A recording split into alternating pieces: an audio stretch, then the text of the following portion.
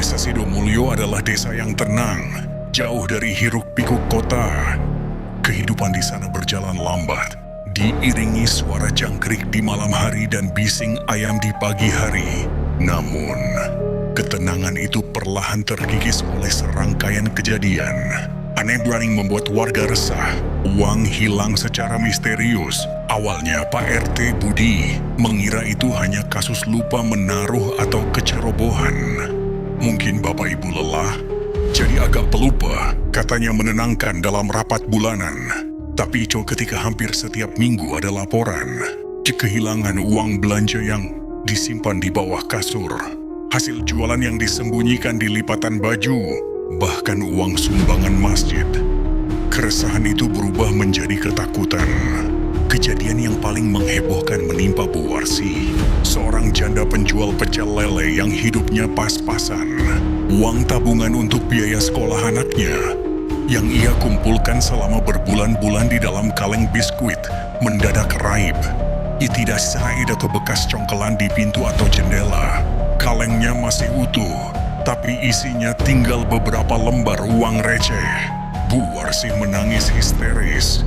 Warga mulai berbisik-bisik, menyebut satu nama, Tuyul. Langkah kaki malam hari. Kecurigaan terbesar warga jatuh pada Pak Darno, seorang pensiunan yang mendadak kaya. Ia hanya dalam waktu 6 bulan. Rumah Pak Darno yang dulunya reot kini berdiri megah dengan pagar besi tinggi. Istrinya, Bu Darno, yang dulunya hanya memakai daster lusuh, kini selalu tampil dengan perhiasan emas yang gemerlap. Padahal ya semua orang tahu, uang pensiun Pak Darno sangat kecil, dan ia tidak memiliki bisnis sampingan yang jelas. Setiap malam, terutama setelah tengah malam, beberapa warga yang kebetulan belum tidur mengaku mendengar suara aneh di sekitar rumah Pak Darno. Bukan suara orang dewasa, melainkan langkah kaki kecil, cepat dan berdetak-detak, seperti anak kecil yang berlari di lantai kayu. Namun, jika mereka mengintip, tidak ada seorang pun di sana. Pak Jono, tetangga terdekat Pak Darno, adalah orang yang paling merasakan kejanggalan itu. Setiap dini hari, ia sering terbangun karena merasa ada sesuatu yang melintas di dekat jendela kamarnya. Sambil pura-pura tidur, ia pernah melihat dengan sudut matanya sebuah bayangan cepat, kecil, botak, dan agak kemerahan, melesat di balik tirai. Bayangan itu hanya sekilas, tapi cukup membuat bulu kuduknya meremang. Pak Jono memutuskan untuk tidak diam. Ia teringat cerita dari mendiang kakeknya tentang cara menangkal tuyul. Konon, makhluk itu sangat senang bermain dan mudah dialihkan perhatiannya. Mereka juga konon takut pada cermin dan benda tajam. Malam itu, Pak Jono memasang cermin-cermin kecil menghadap ke setiap penjuru ruangan yang ia curigai menjadi jalur masuk tuyul. Ia juga menaburkan biji kacang hijau di depan pintu kamar tempat ia menyimpan uang. Percaya bahwa tuyul akan sibuk menghitung biji-biji itu. Perangkap kacang hijau. Malam Jumat Kliwon tiba. Hujan turun rintik-rintik, membuat suasana Sidomulyo semakin senyap dan mencekam. Di rumah Pak Darno terlihat lampu kamar Bu Darno menyala. Bu Darno, dengan wajah pucat dan mata cekung, terlihat sedang duduk di depan sebuah guci tanah liat yang diletakkan di sudut ruangan. Ia mengelus-elus guci itu sambil menggumamkan sesuatu yang tidak jelas. Di samping guci, terdapat sesajen berupa kembang 7 rupa dan bubur merah putih. Tiba-tiba, dari dalam guci, muncul sebuah sosok. Ia kecil, berkepala botak, kulitnya agak kebiruan, dan matanya hitam kelam. Ia adalah tuyul. Bu Darno tersenyum puas, lalu memberikan isyarat ke arah gang yang menuju rumah warga. Cepat nak, ambil yang banyak. Jangan sampai gagal lagi, bisik Bu Darno. Suaranya terdengar serak. Tuyul itu mengangguk cepat dan melesat keluar. Dengan kecepatan kilat, ia berjalan menembus dinding dan pintu rumah warga. Iberseringmu seperti aglah. Tangan mungilnya cekatan menyambar, lembaran-lembaran, uang yang ditaruh sembarangan. Tuyul itu masuk ke rumah Pak Jono.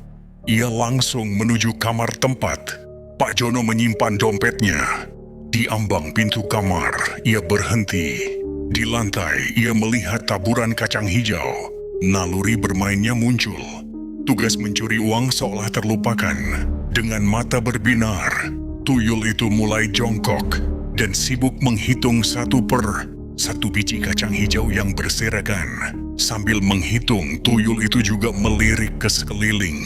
Ia melihat pantulan dirinya di cermin-cermin kecil yang dipasang Pak Jono. Bukannya takut, tuyul itu justru terkesima. Ia melihat ada teman lain di dalam kaca. Ia mulai berinteraksi, melompat-lompat di depan cermin, mengabaikan tugasnya sama sekali. Waktu berlalu tanpa terasa. Konfrontasi di pagi hari. Di rumah Pak Darno, Bu Darno mulai gelisah. Fajar sebentar lagi menyingsing, tapi tuyulnya belum kembali. Ia memanggil-manggil Guci itu, namun Guci tetap diam. Wajahnya memerah karena cemas. Jika sampai pagi, tuyul itu tidak kembali, maka ia akan mendapat celaka. Ketika matahari mulai terbit, Bu Darno mendengar suara pintu rumahnya digedor dengan keras. Ternyata itu Pak Jono bersama Pak RT Budi dan beberapa warga lainnya. "Mana tuyulmu, Darno?" teriak Pak Jono, matanya tajam. Pak Darno keluar dengan wajah pucat, pura-pura tidak mengerti. "Tuyul apa, Jono? Kau bicara omong kosong. Jangan pura-pura. Malam tadi tuyulmu sibuk menghitung kacang hijau dan bermain cermin di kamarku. Kau pikir kami bodoh?" balas Pak Jono. "Apa maksudmu?" Bu Darno muncul, mencoba menenangkan. Saat itulah, dari arah gang, terdengar suara rengekan kecil. Semua mata menoleh. Di sudut gang, berdiri sosok kecil. Ia adalah tuyul. Kepala botaknya yang biru kusam terlihat kelelahan. Ia merengek seperti anak kecil yang baru selesai bermain. Tuyul itu berjalan gontai melewati kerumunan warga dan langsung menuju rumah Pak Darno.